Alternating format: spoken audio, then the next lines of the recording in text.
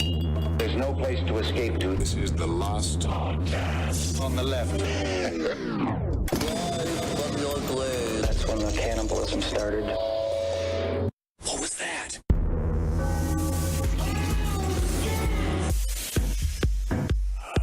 Let's start the Oh, I'm having one. Oh, what? Someone then got the lead A to Z. She showed me this porno where this girl is having an orgasm, and every time she has one, she goes, "Oh, I'm having one." Oh, that's great. Which is just, that's the worst way to have one. Yeah, no, it's Oh, I'm having one. Same dialogue as a fat guy at a buffet in an old country buffet when he's looking at the chicken tenders or No, something. but he's saying, "I'll have 9." No, I don't want. But he just says one at a time, you know. I'm having one again. A heart attack or a stroke? Cheese. Edgewood Part 2, everybody. We're doing it. Edgewood Part 2. Yes, we're back in here. I'm sorry, I was just perpetually having an orgasm. I'm having one. I love the way you come, Henry. You're the first person to ever say that. Well, that's why we have a soul connection. It's true. We're gonna get into the heavy drug abuse and the heavy drug use in this episode, so it's gonna be fun. We brought up in the last episode a bunch of different ways the government has basically tricked soldiers into being tested, and someone brought it up on the Facebook page. It's true. It's something our soldiers have gone through a long time. Yeah. To be honest, I didn't even think about it, but I remembered my uncle was a part of the. Basically, he was a part of one of the first battalions in Vietnam. Oh yeah, the pastrami troop. I remember the pastrami troop. They brought knishes to the locals, but they were distrustful of them. They said they thought they were booby traps. But he was sprayed with some of the original, basically with the original test of Agent Orange, and caused all of my cousins to be retarded. So I know that this happens all the time. And now people that think that was a joke statement, that is not. You actually have a lot of mentally disabled cousins. All of my cousins have some form of some sort of mental disability. I'm the only one who's as sharp as a tack. Mm-hmm. That's very interesting. We have a case study, the Zabrowski case study. Well, speaking of Vietnam, one of the guys that was subjected to the drug testing at Edgewood Medical Facility, he said that the time spent there under the care of these experiments was worse than 2 tours in Vietnam. I mean, to be fair, they had a lot of drugs in Vietnam, but they also had prostitutes. So he's just like, oh, yeah.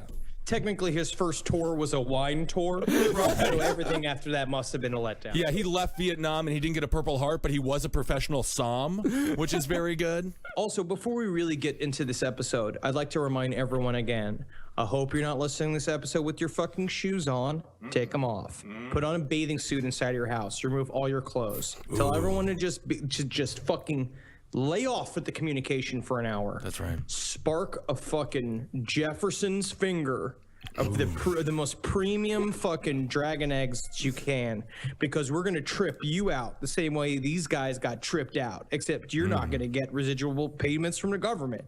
That's right. Smoke that racist Jefferson weed.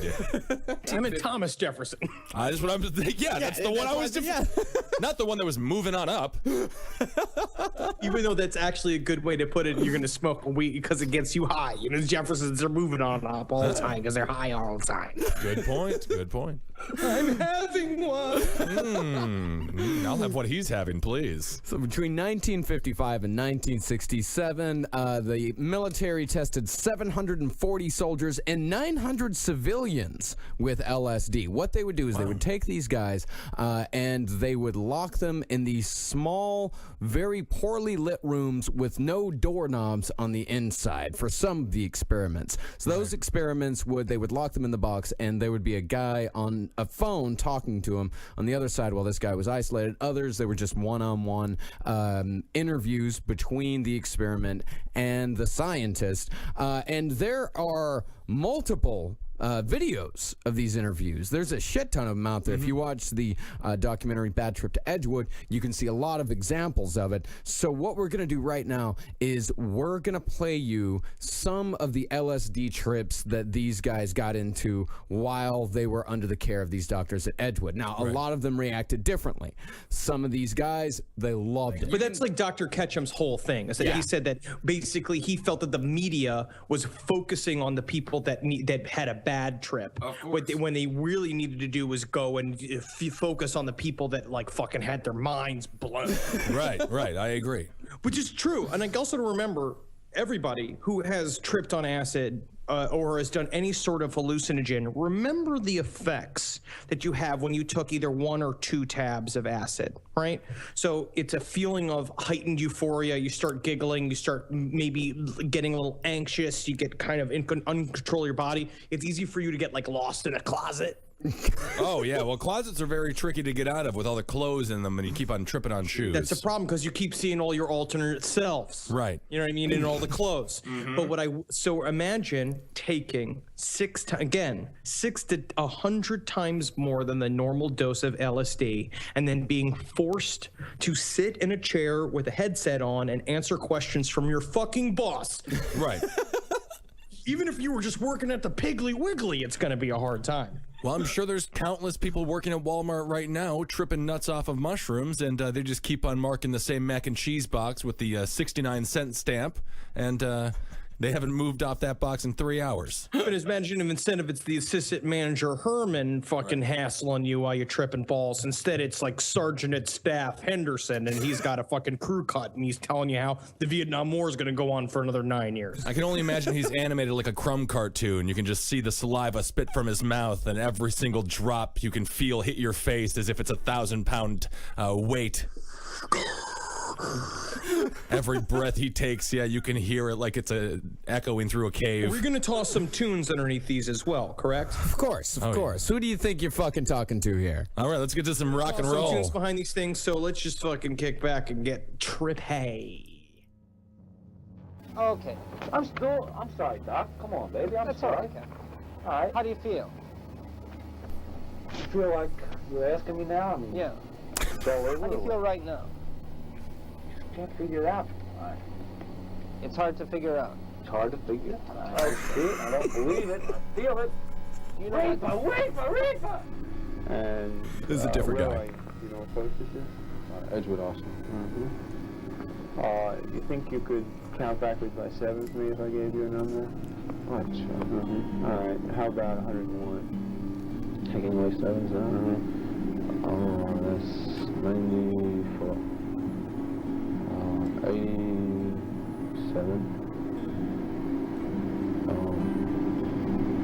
87. 81. Subtract 7 from 101, and then subtract 7 from the number that you get. I can't do that now. Can we take 7 from 98? 7 from 98, 91, 21, 20 was at 37, about 21, 7 from $5, so it was $5.35, whatever the rest of the money, but what you round up, you should have went 7 from 23. 7 from 98. Everything's moving. I know it's difficult, but try it. 7 from 98 is what?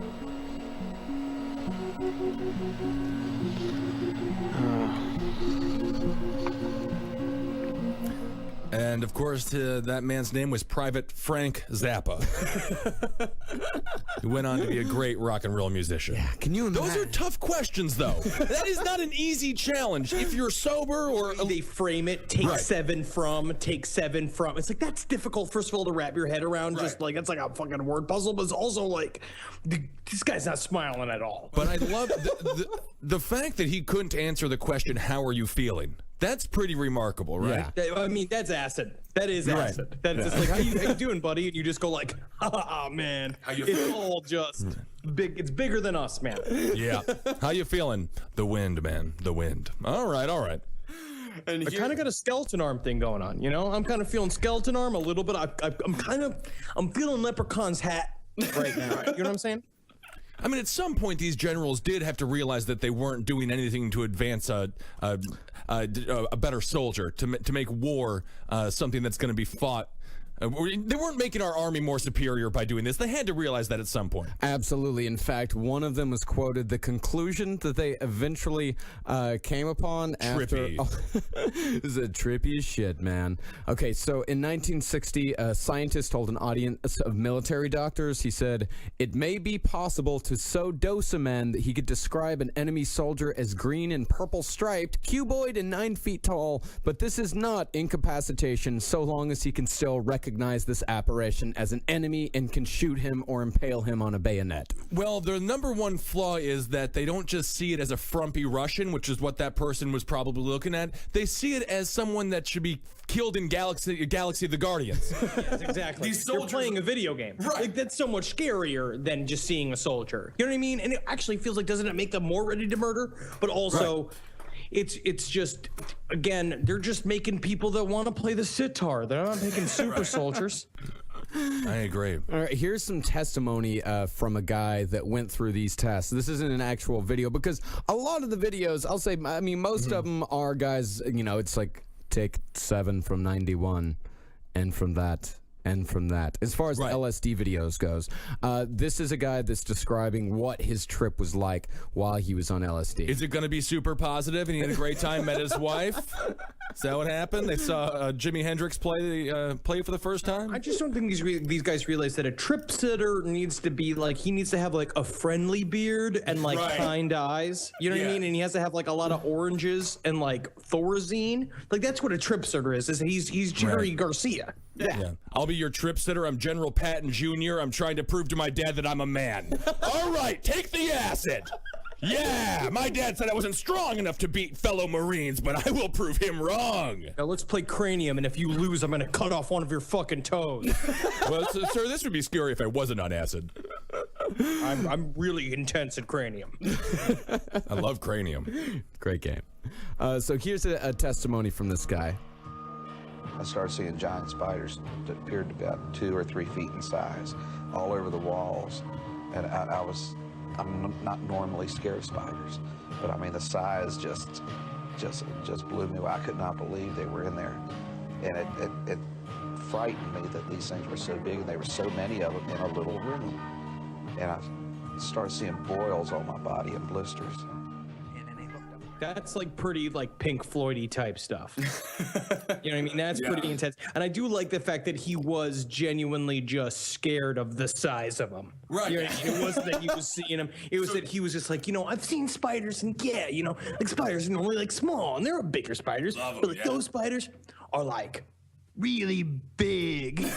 It's interesting though, because I would be totally fine with 4 or 5 large spiders on the wall. I could have a good time with that. Okay. Hundreds of thousands of small spiders. I can't deal with all that. That would trip me out hardcore. Yeah. See, you know what? I would rather hundreds of thousands of small spiders than one big 6-foot spider.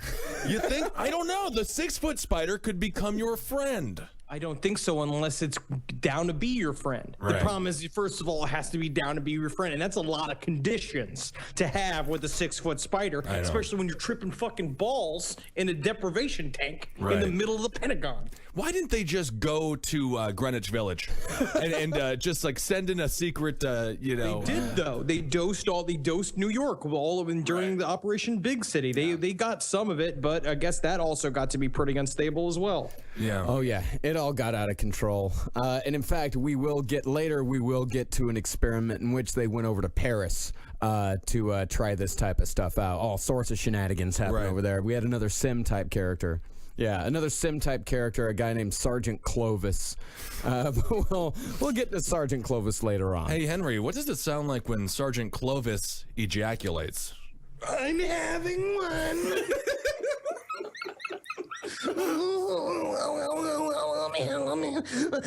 I'll have what she's having. Is it an orgasm? It sounds like one to me. It's possible. Well, I want to thank your co-star there on A to Z for bringing that pornography film to your attention. I'm having one. I'm going to say that tonight if I do have one. But another guy, the other LSD flashback. Do you remember the one where he said where the police, the doctor's face came off and walked across the table? Oh, I missed that one. Yeah, he's like, it's just, I mean, like, and I was administered the serum, and I was asked several procedural questions, and then a heck of a thing later, his face just kind of popped off like it was Alice in Wonderland and started walking across the table, and it's just like, whoa. That sounds the exact way that Bob Denver would have described it. A heck of a thing happened. I'm just so jaded. I think all of us are so jaded now. Yeah. As a matter of fact, Marcus, you and I bonded years ago now over a viewing of Cannibal Holocaust. Yeah. And I feel like if we were on acid and all of these experiments were happening to us, giggles. No. Loved every second of it. We were probably the people that they were looking for. Yeah. We would have been great super soldiers. Who knows? I could have been a doctor if I got the government to give me some LSD when I was 21. You never know. I said I had to do it by myself. Right. So, besides acid, they also gave these soldiers PCP, otherwise known as angel dust, out on the streets. Right. Crank. Getting wet. I've heard Putting a zipper in your brain. Hot step. God's tap shoes. But in addition to filming the LSD experiments, they also filmed the PCP experiments, which are actually quite a bit more entertaining because they gave a guy a shit ton of PCP and asked him to run an army obstacle course all by himself. My question here, like honestly, with this one, I was kind of expecting him to nail this. I know. I've watched enough episodes of the television show Cops to know that guys on PCP, the one thing they can do, they can't speak, they can't think, but they can run. Yeah. And they can they run hard. What people don't talk about PCP is actually it's very good for doing your taxes. Oh, yeah. Because you could do those taxes in your room, you could do those taxes in an office, you could do those taxes in the middle of a 4-lane highway. Doesn't matter. And it doesn't matter. Mm-hmm. Well, Henry, describe what this guy looked like running this obstacle course. He is so slow. They gave him all this PCP, and then it's just him just sort of going like, yeah. It's kind of jauntily hops over the things, and he slowly goes up to the thing, but you can tell that he thinks he's fucking ripping it up. He is tearing this thing apart. But it's weird because he's staring at the wooden wall that he has to get over, and he's trying to negotiate with it. He's like, I'm going to outthink you. And it's like, it's wood. Just jump, just hop, go. This is the other, again, problem. I'm also thinking they're overdosing him on PCP, too. They're not even giving him what you'd get on the street. No. And by the way, has any war zone ever been fought in a place that was close to looking like any of these courses? Just random wooden walls? You've never heard of the Syracuse Jungle Gym Wars of the year 2012? No, and it's so recent. You would think that I would have heard about it. No, it was just a bunch of kids fighting over the spring horse. When you get on the horse and it wiggles back and forth and it gives little kids orgasm. Henry, you have just what does it sound like when a little child orgasms? I'm having one. Yeah. You just gave me a flashback. Speaking of drugs and flashbacks that were terrible, I was a big child, and the springy horses. It's just one spring there, and the kids are like they like to go back and forth and back and forth. I went fourth. But then I never made it back. So I just face planted, and then I broke. Yeah, and then the kids helped me. No, they just laughed, and then I just kind of. It's important for you to be pointed out by other people what is your shortcomings. Right. Yeah. Well, luckily, after this guy ran this course, he gave a bit of a post-game interview with his superiors. So let's hear what this guy had to say following running the course on PCP. I feel pretty good, sir. Do you? Are you cold? No, I'm not cold at all. Are you tired? No, I'm not tired. If I could run. Yes, sir. I could run. I run 100 miles right now. Is that right? That's right. Pretty pepped up, huh? Uh-huh. I run through it, and now I feel good, and I'm not tired, and I can run through it again. You see what I mean? Did Sergeant Ditchkus give you any instructions about what you were supposed to do tomorrow? Sergeant Ditchkus? Yes. Let me see. What was I supposed to do tomorrow? Tomorrow? What, is today Thursday? Today's Thursday. Today's Thursday. Uh-huh. Well, Getting there. tomorrow... Oh, wait a minute here. You lost some buttons, Lost some buttons there. Yeah, and that's when he sort of wanders off, preoccupied with the buttons on his jacket. I think you actually played the wrong clip there. I think that was a deleted scene from Forrest Gump.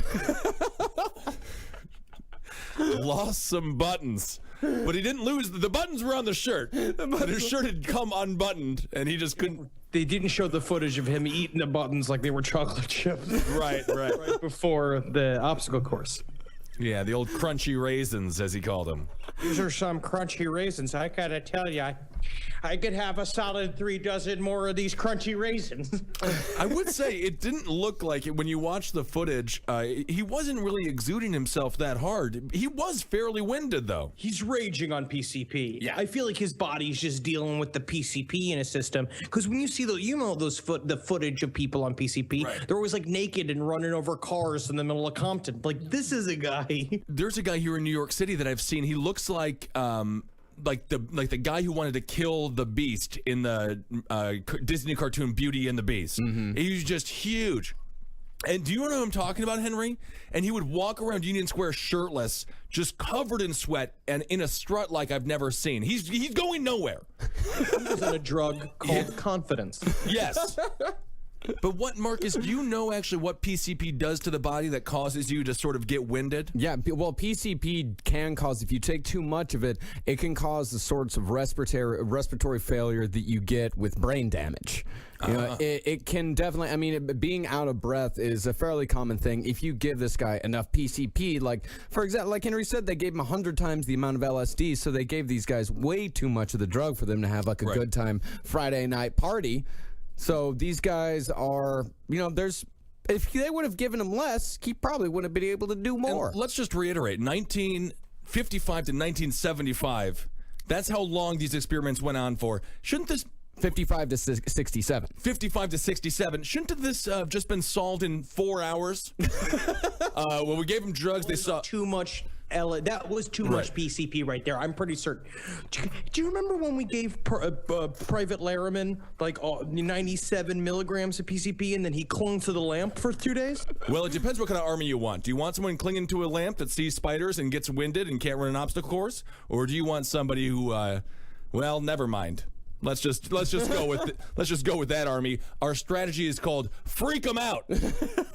So now the next drug that they tested on our soldiers, BC. Now this was the thing that that could incapacitate someone for up to 3 days, correct? And it lasted for up to 3 days. They said that they rapidly mumbled. They would just pick obsessively at things. One guy, Sim, the guy that we talked about in the last episode, the wacky doctor with the arm bone. I miss him. Yeah, I know. Well, we've got another wacky character coming out, so you'll fall in love again, Henry. He said that subjects sometimes display something approaching wit, not in the form of wordplay, but as a kind of sarcasm or unexpected frankness. So they're sort of like a Ricky Gervais type they become? Is that what happens? It seems more like, kids say the darndest things. Right. Kind of things, being like, your tongue's real pink, but it's just because he's fucking tripping balls. Showing some wit there. Showing some good wit. And I'd imagine probably extremely insubordinate as far as an army guy goes. Right. Yeah, so the effects lasted for days at a time. The volunteers, they said that when they were on the drug, they were cut off from their own minds completely, just kind of going from one experience to the next. They said some of the visions that they saw, one of them said he saw tiny baseball players playing baseball on a tabletop. Another... Oh, honestly, that's incredible. I would love that. Every one of these trips they're describing, I feel comfortable saying that I would enjoy.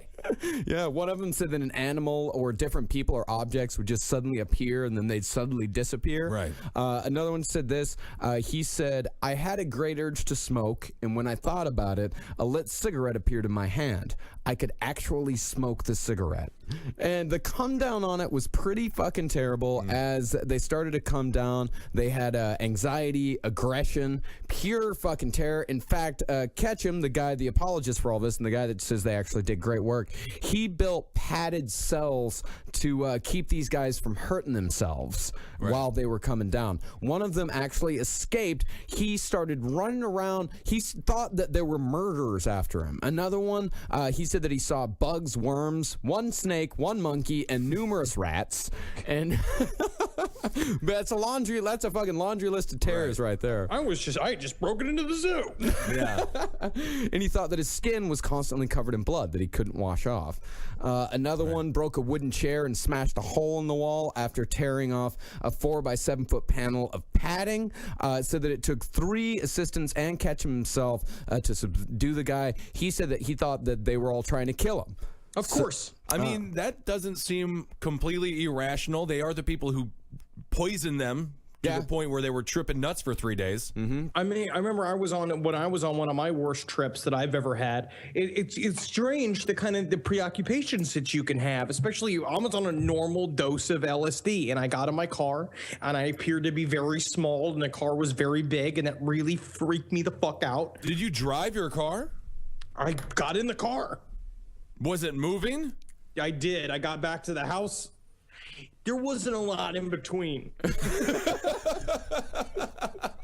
It was just like one of those things where I was driving. It's like, oh man, it's like, man, you know what? I'm done tripping. I can drive home. And I like got in the car, and then it was just like, man, this car is so big, and I'm so small. And then I had a panic attack. I did a similar thing on with chocolates on mushrooms. I remember that mushrooms always kept me awake, and I was like, I want to go see my friends in Milwaukee. And so I just took a couple of chocolates, and then halfway through the trip, holy Lord, that was an interesting drive. And REM still makes me cry. God, that's a hell of a band. And everybody does hurt sometimes. And sometimes they hurt when they're driving, tripping nuts, trying to go see some buddies. I'll tell you this, there is a toilet in Lubbock, Texas that is a portal to hell. I will attest to that. It is there. But, but eventually, if you wait it out, you can ride out of that toilet onto the roller coaster out into space. So you had your head in the toilet for a little while. A long time. Yeah. Real long time. And the roller coaster to space was my bed. See, that's a great ending to any television show. You know, what was it? Was it Dallas that ended in the snow globe? The shower. That's what that was. That was the shower. What was the snow globe ending? Saint Elsewhere. Just a movie, a television series needs to end with the person's head in the toilet, and the whole thing was a trip. And he's a soldier in 19. So pretty much every single day, I'm waiting to wake up and be 7 years old again. You know what I mean? Right, and I just wake up and it's all been a weird long dream. But that's also because I've smoked a lot of weed here. Yeah.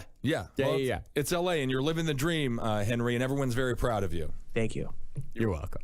So there is a particular experiment that they did on these guys with BZ, and this one is extremely cruel. Can you answer what is BZ? Is it a combo of? It's a compound. It's just a chemical. It's just like LSD. It's a was it ever on the streets? Was no, ever no. Okay. It's just a lab manufactured drug. Okay. It was not a good one. 3 days at a time is a bit much, peyote. They couldn't make it groovy enough to sell to America, so they're like, we'll save it for the Iranians. Right, but that is an interesting point, though. I mean, we know about LSD, we know about PCP, and there's a lot of theories out there that the government kind of dropped a couple of bags on the street when they were walking to the old Federal Plaza or Federal Building or whatever. Well, PCP was originally made by a pharmaceutical company as, of all things, a sedative.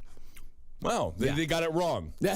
I thought you were says that was actually released on National Opposite Day. Everything was off because it was a big prank day, so everything was kind of okay. So they did a good job of keeping this BZ under wraps, though. That's how dangerous it was. Yeah, it was just a bad drug, and it could be that it was also very difficult to synthesize on the public zone. It's who knows about this stuff. But in 1962, Ketchum had an entire Hollywood-style set constructed in the middle of the forest outside of Edgewood as a makeshift communications outpost. So what the plan was is that they would get 3 soldiers in this outpost for 3 days. And all of them except for one of the dudes would be given BZ. One of the guys would be given a placebo. And then the soldiers would receive a stream of commands and messages all based on a fictional scenario. Right.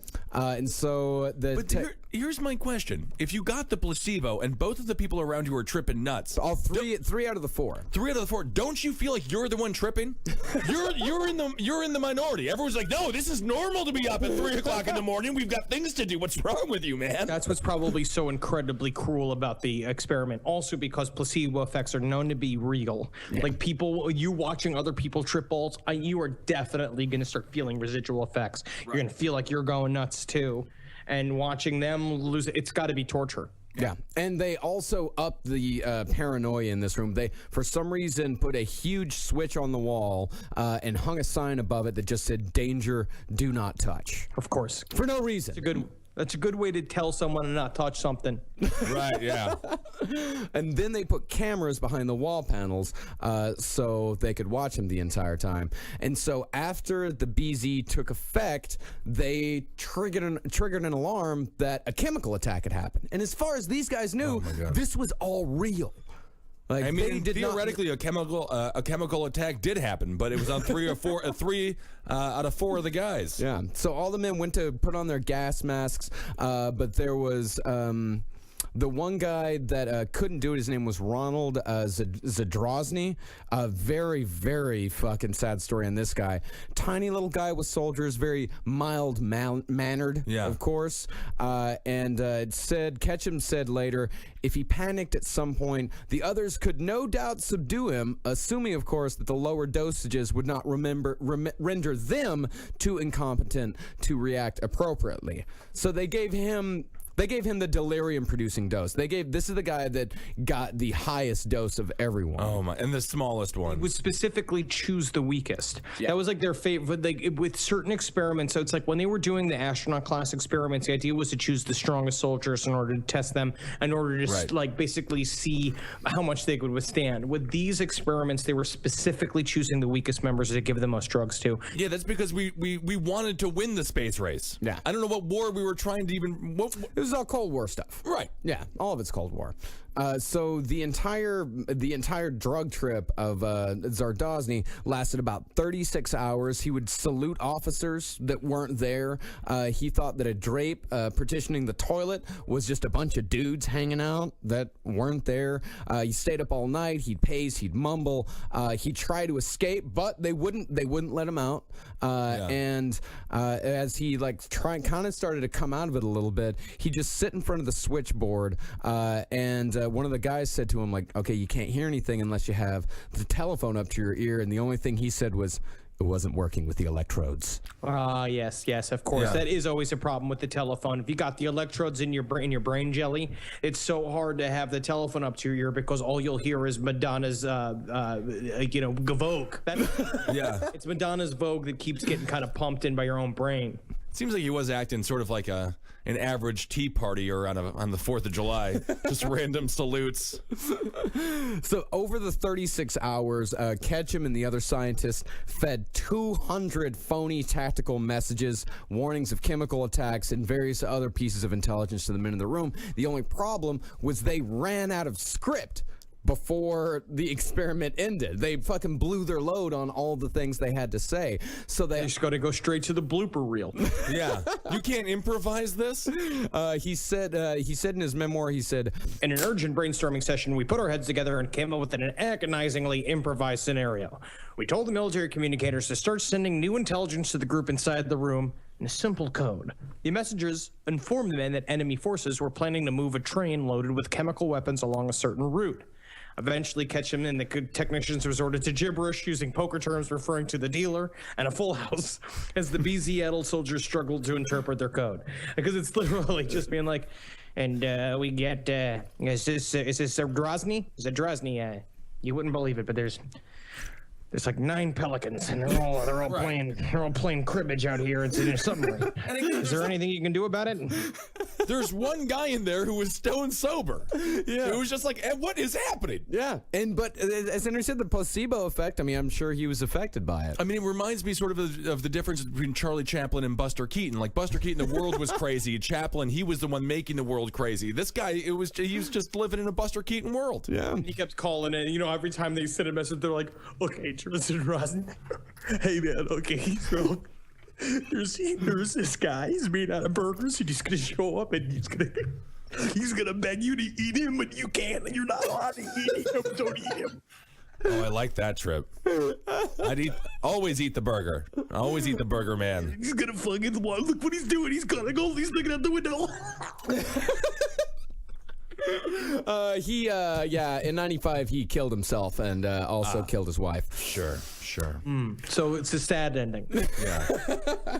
Negative effects. He was old, though. He made it a long time. Yeah. You're going to see that as a common thing. Basically, all of these guys had a very bad end because most of them were because they didn't know what they were being given and they weren't totally explained to them. It wasn't totally explained to them like what they were going through, and honestly the doctors didn't even know what was going to happen to them when they were administering to them. It wasn't that it wasn't even totally explained. It wasn't explained at all. They were lied to. Yeah. Yes. So they a lot of these people thought they were genuinely going insane. Right. And so sometimes just the thought of that you feel you're genuinely going insane can kind of spin you off. Yeah. In fact, let's hear some testimony from a guy talking about that exact feeling. This is one of the Edgewood people. 2 weeks after I left Edgewood is when the flashbacks started.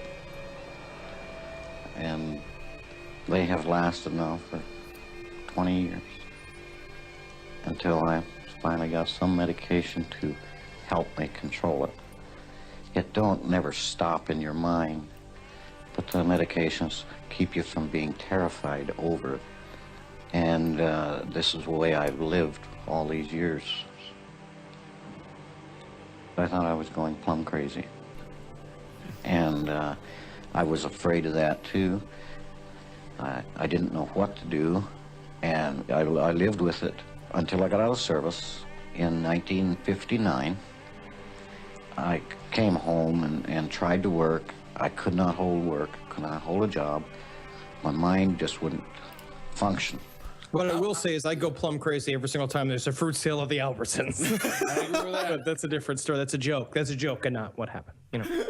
No, I mean, it's just weird because when you think of soldiers coming home from war, you think of their families out there applauding them, random people in the community on the streets hailing them as heroes.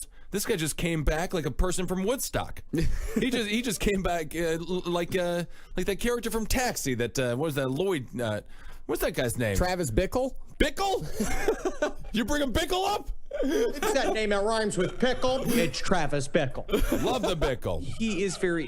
It's honestly, it's a fucking shame because they had no idea what they went through, and they what we said before. There was no outpatient program. Yeah. There was no helping these people, and a lot of times what you'll hear is like with another one of these testimonies is that basically he says he's like, I had to keep my pain a secret. Mm-hmm. Like a lot of these guys, like what he was saying, it's like, because again, think about this. These are not normal flashbacks. It's like I've had flashbacks. Like certain patterns move for me. I've done enough hallucinogens that it's like I'll have like an experience where like I had an acid flashback during the middle of Pretty Face, the first season, when I was submerged in water and I had to pop my head out of this water, and I had a full-on flashback. And it's vivid and crazy, but not to the level of these guys, how much acid they had to take. Yeah. Yeah, so Congress ordered that all the test subjects were to be given health checkups, but out of 2,500 people that were on record as being tested with various drugs, only 220 were re-examined, and of those, all the reports said that there were no physical long-term risks, but out of those people polled, 24% of them reported long-term adverse effects, and all of those were psychological. There are a ton of testimonies on Bad Trip to Edgewood, just guy after guy. There's another guy that just is like, he's like, I can't touch my kids. He's like, I can't tell my wife what I am going through. He said he once put his wife through a wall and didn't remember it. Right. It was just something that he just went fucking insane. He just he has no, and as the years go by, he gets worse and worse and worse. And it is. I was actually going to bring up the Roger Goodell NFL concussion situation. It's very similar. You know, they keep it secret for so long. And, absolutely. And the reason, and Ketchum actually does give a reason for why they didn't tell these guys that there was going to be that there could be any sort of adverse effects.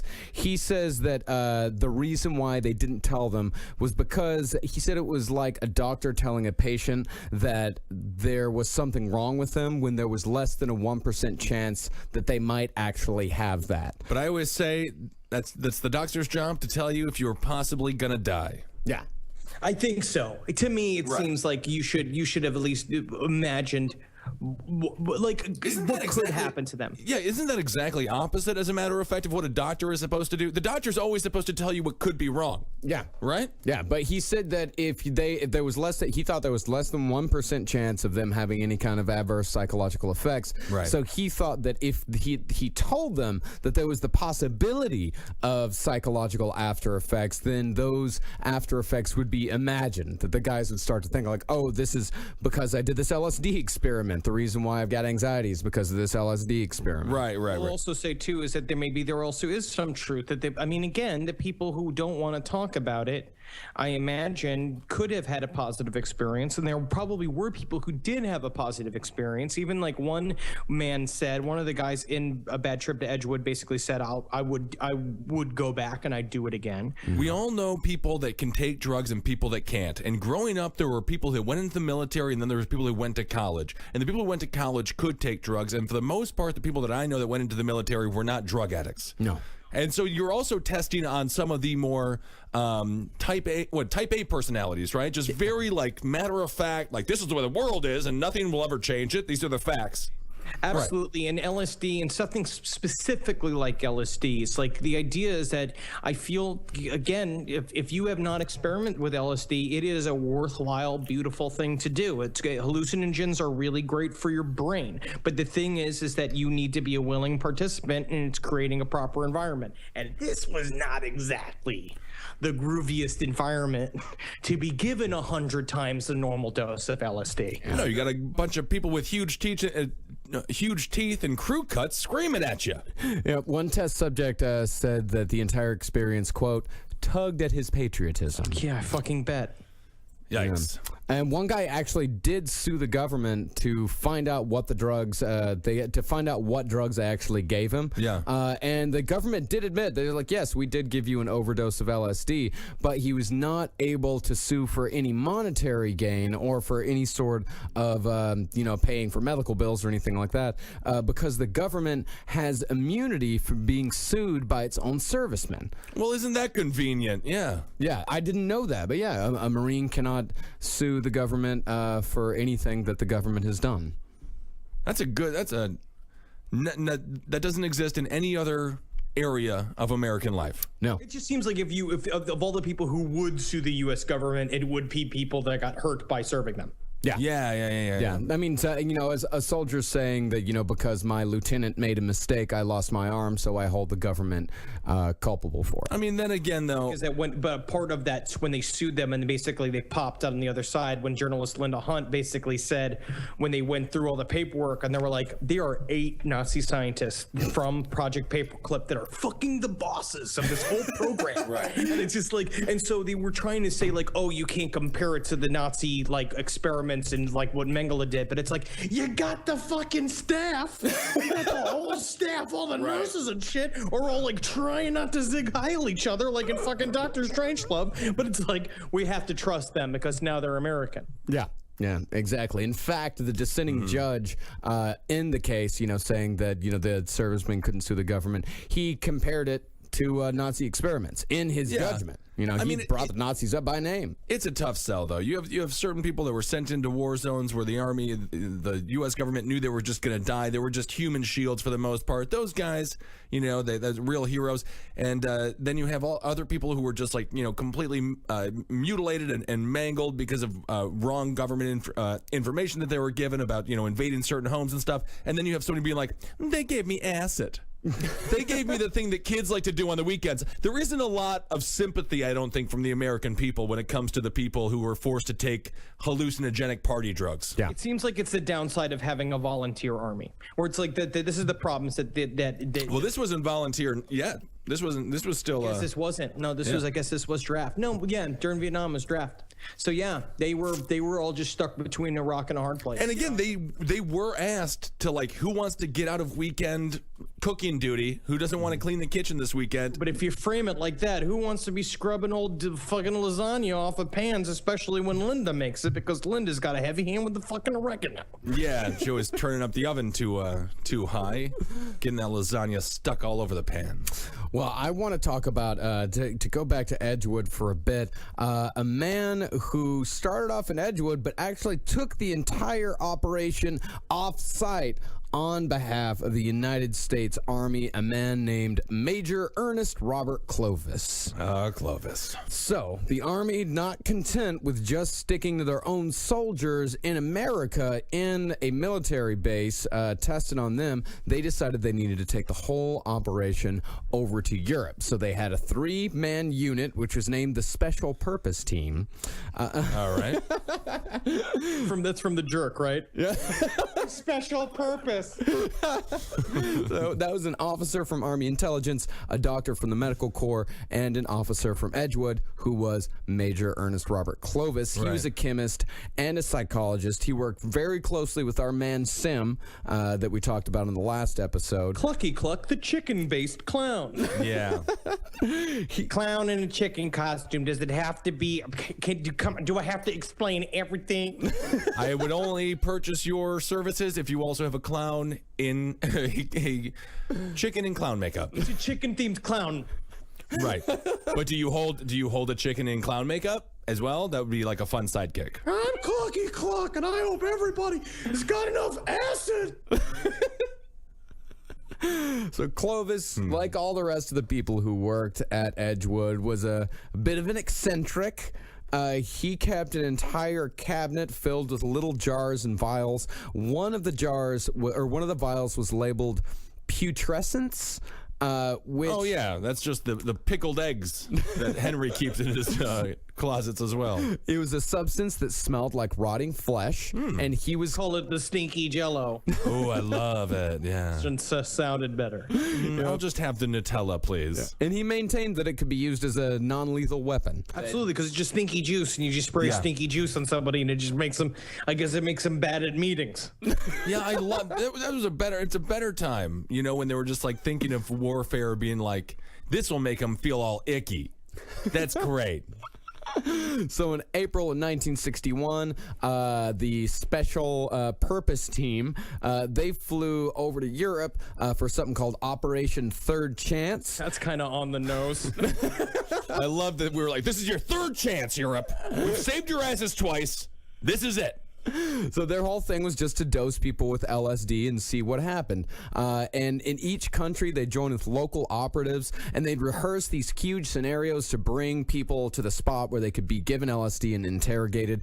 What we're going to do is we're going to give out this free stuff. It's called disco soup. Right. We got some potatoes in there. We got some carrots in there, and it's just fucking, just like, you see that pink stuff all over the top of it?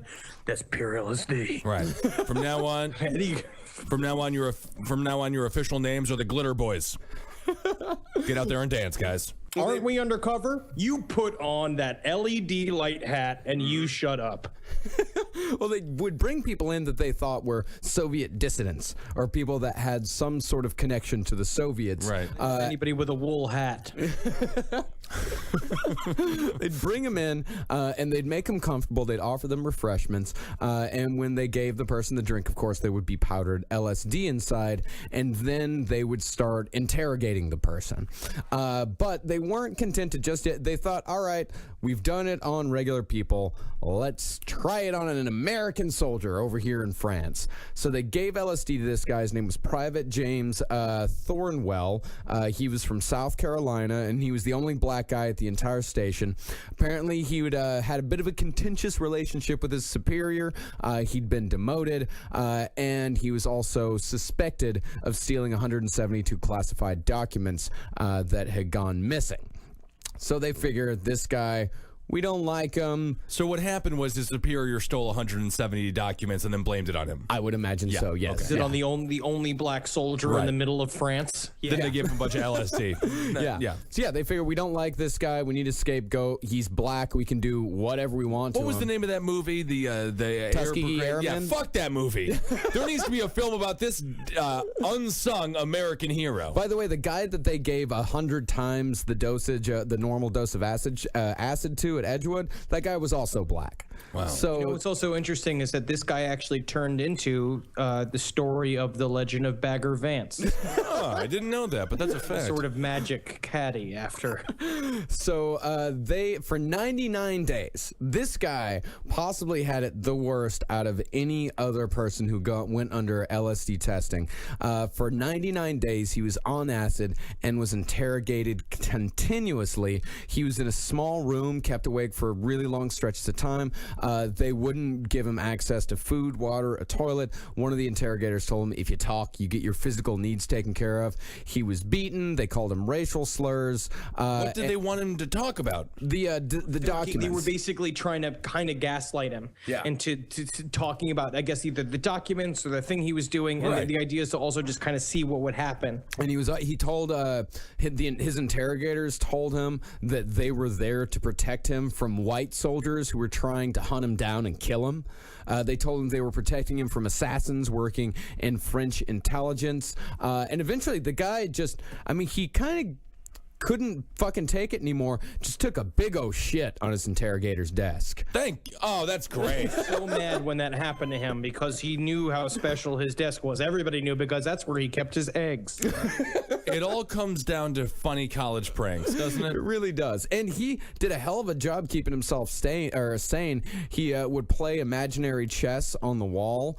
He dictated a whole novel. Like, he would just dictate it out loud. But, I mean, it really wasn't good enough. I mean, he said that every day, like, he didn't know who he was, where he was. He didn't know why it was happening. And then finally, after 90 days, the Army did a test on him. A military psychiatrist did a test on him and said that he exhibited, quote, an antisocial personality with paranoid trends. That's so weird. He didn't become a pop star after this? Wild.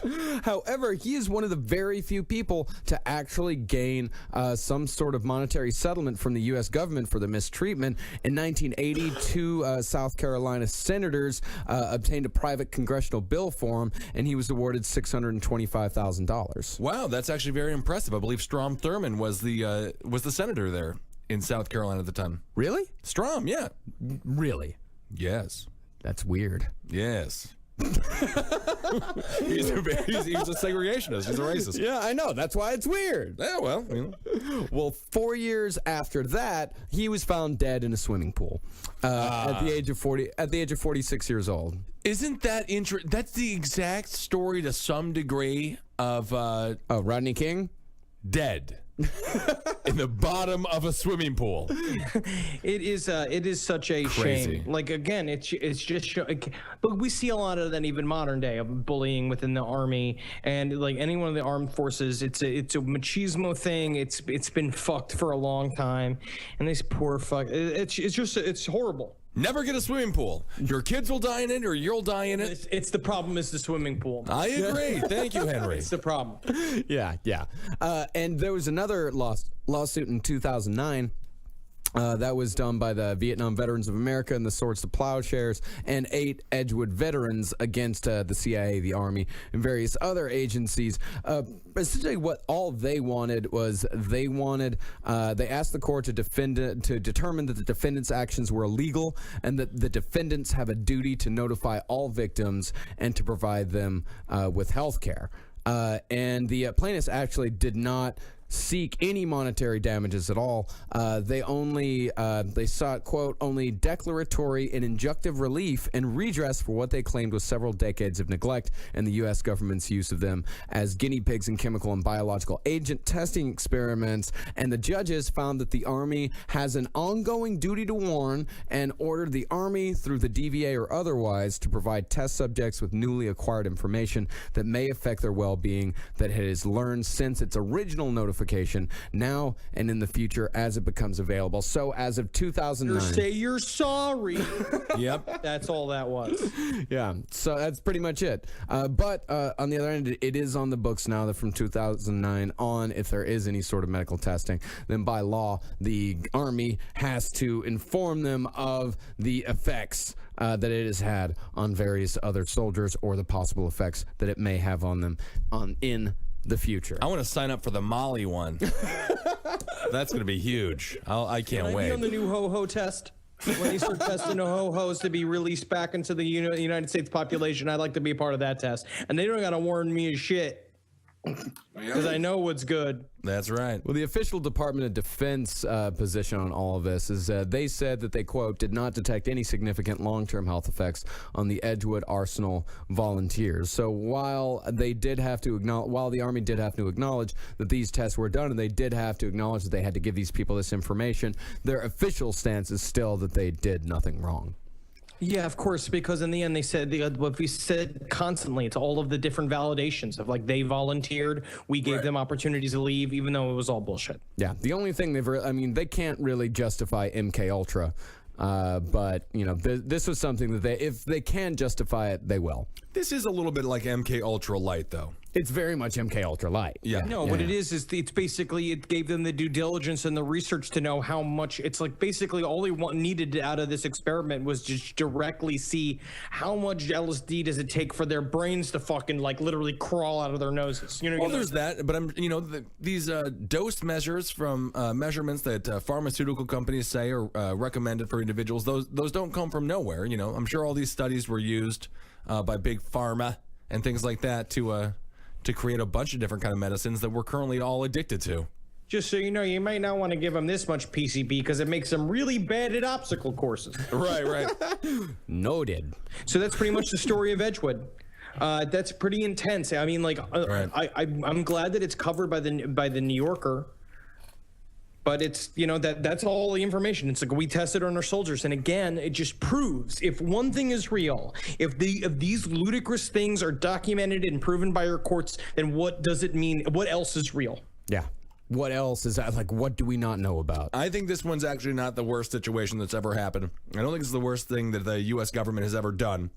But it's an interesting one, that's for damn sure. Yeah. It's just I would still, even knowing this, if I had to go back into a time machine and I was sitting somewhere and someone was like, 3-day weekend, you want to go to Edgewood? I'd be like, absolutely. Let's rock and roll. Yeah, like, let's fucking do this, bro. Can I bring my guitar? That's what you want. Right. But it's hopefully it would be like that. But the problem is, it's just, again, it's more about mentality. It's how our government views our soldiers as like pieces on a chessboard. That's it. That is how they view them. But that's how the soldiers view themselves in a lot of ways. Yeah, I guess so. But it's still very sad. But we got this. So fucking I hope you ate some mushrooms. Right. And you're doing it in your own way, your own Edgewood experiments, but it involves like get some fucking like paint. Oh, yeah. Have one wall that you're going to repaint in a week or the next day. Get some finger paints and just have a bunch of people over. Yeah. Ruin a wall night. Here's a couple other here's a couple of tips. All right. Get a bag of random ass costumes and put them in a duffel. Get a bunch of random costumes and go out to your quad or your college or the fucking main square or your tiny town and just walk around and eat a bunch of mushrooms and just walk around and try buying a bicycle. It's a great idea. And go to the Cave Comedy Radio page and buy a T-shirt. Yeah, or donate. CaveComedyRadio.com/Last Podcast on the Left. That's where you can go to buy your very own Last Podcast on the Left t-shirt. You get it free with a donation of $25 or more if you're a United States resident, or $40 more if you live anywhere else in the entire world. And you don't even have to give us $20. If you want to just go in and give us like $1, $5, something like that, every tiny little bit helps, and we appreciate anything that you guys can give to us for doing this show. Yeah, because we were planning on a trip out to the UK. That's right. And that's a part of what's going to help us fund that, which we're very excited for. Can't wait for the UK tour. So in order to help us out with that, it would be amazing if you went to iTunes and like left a comment or something and be like, Ben's tall, and then he's also fat, and then he's also the ugliest. Say something like that. It doesn't matter what you say. Just and all you UK listeners out there, like send us an email at cavecomedyradio@gmail.com or go to the Facebook group and post and just let us know where you live. Like, let us know where in England, the biggest concentration of Last Podcast fans are. So we're planning this thing out, and we're gonna be coming to fucking England. We're gonna become England. We're happy of all the suggestions people gave me to go to Los Angeles. I'm in Los Angeles. I'm going to those places. I'm gonna fucking report from them. I want to thank Annie for the good luck rune that I was sent. That's so nice. And I you know what I want out of today? I need a heartfelt Hail Satan from everybody.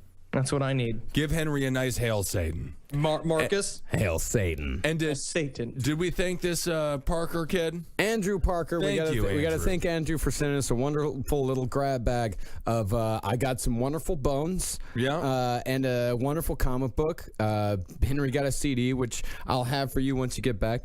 Ben got a nice little movie, Midnight Skater. Yeah. So awesome. No, you guys are the best. You're the best people on the face of the planet. And we also got a particularly fucking awesome little envelope in the mail. Yeah. We got from a listeners, Elena Rice and Josh Graham out of Los Angeles. They gave us a little baggie that has actual fragments of the fireplace of Sharon Tate's home from the night of the Manson murders. Unbelievable. This is like, I'm holding it in my hand right now. It says Dearly Departed, has several Tate LaBianca related books, death certificates, and autopsy reports, and other official documents available to purchase in our gallery. So that's Hail Satan. DearlyDepartedTours.com. And thank you so much, Elena and Josh. That's fucking amazing. That's so awesome. Magustalations to you both. Magustalations, and of course, hail yourselves. And Halgeen. Hail me! And we will talk to you soon. See you, fuckers.